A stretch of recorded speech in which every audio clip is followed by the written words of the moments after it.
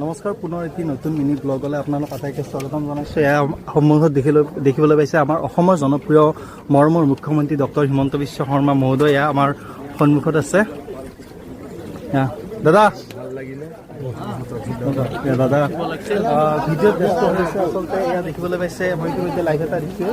এয়া আমাৰ এতিয়া আচলতে বহুমুখী ক্ৰীড়া প্ৰকল্প আজি শুভ উদ্বোধন কৰিছে আৰু মৰমৰ মুখ্যমন্ত্ৰীগৰাকীয়ে শুভ উদ্বোধন কৰিছে। কেৱল এইখনেই নহয়, ইয়াৰ পৰা কিছু নিলগত 3 কিলোমিটাৰ নিলগত বংশৰ নামৰ এখন আমাৰ গাঁও আছে নিকটৱৰ্তী আমাৰ শুৱালকুছিৰে।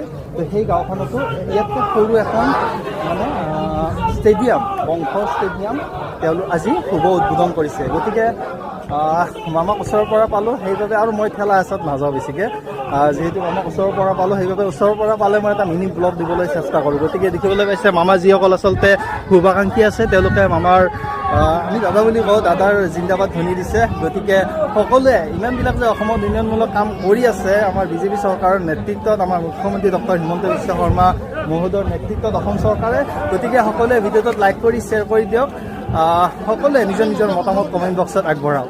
ধন্যবাদ। জয় আই অসম।